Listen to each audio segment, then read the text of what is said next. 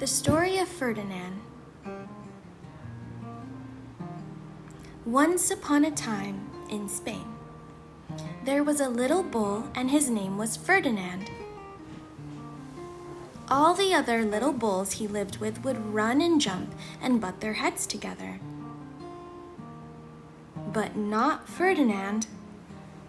He liked to just sit quietly and smell the flowers. He had a favorite spot out in the pasture under a cork tree. It was his favorite tree, and he would sit in its shade all day and smell the flowers.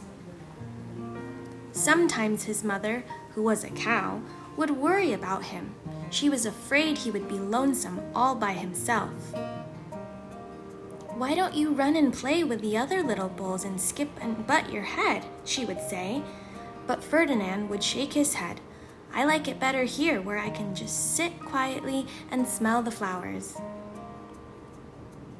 His mother saw that he was not lonesome, and because she was an understanding mother, even though she was a cow, she let him just sit there and be happy. As the years went by, Ferdinand grew and grew until he was very big and strong. All the other bulls who had grown up with him in the same pasture would fight each other all day.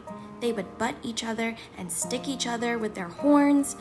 What they wanted most of all was to be picked to fight at the bullfights in Madrid. But not Ferdinand. He still liked to sit just quietly under the cork tree and smell the flowers. One day, 5 men came in very funny hats to pick the biggest, fastest, roughest bull to fight in the bullfights in Madrid. All the other bulls ran around snorting and butting, leaping and jumping, so the men would think that they were very, very strong and fierce and pick them. Ferdinand knew that they wouldn't pick him, and he didn't care. So he went out to his favorite cork tree to sit down. He didn't look where he was sitting, and instead of sitting on the nice, cool grass in the shade, he sat on a bumblebee. Well, if you were a bumblebee and a bull sat on you, what would you do? You would sting him, and that is just what this bee did to Ferdinand. Wow, did it hurt! Ferdinand jumped up with a snort. He ran around puffing and snorting, butting and pawing the ground as if he were crazy. The 5 men saw him, and they all shouted with joy. Here was the largest and fiercest bull of all, just the one for the bullfights in Madrid. So they took him away for the bullfight day in a cart. What a day it was! Flags were flying, bands were playing, and all the lovely ladies had flowers in their hair. They had a parade into the bull ring. First came the banderilleros with long sharp pins with ribbons on them to stick in the bull and make him mad. Next came the picadores, who rode skinny horses, and they had long spears to stick in the bull and make him madder. Then came the matador, the proudest of all. He thought he was very handsome and bowed to the ladies.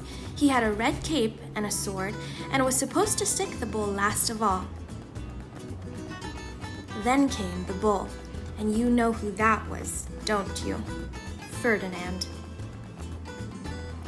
They call him Ferdinand the Fierce, and all the banderilleros were afraid of him, and the picadores were afraid of him, and the matador was scared stiff.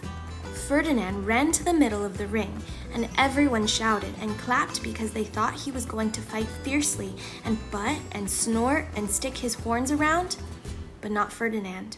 When he got to the middle of the ring, he saw the flowers in all the lovely ladies' hair, and he just sat down quietly and smelled. He wouldn't fight and be fierce no matter what they did. He just sat and smelled, and the banderilleros were mad, and the picadores were madder, and the matador was so mad he cried because he couldn't show off his cape and sword. So they had to take Ferdinand home. And, for all I know, he is sitting there still, under his favorite cork tree, smelling the flowers just quietly. He's very happy. The end.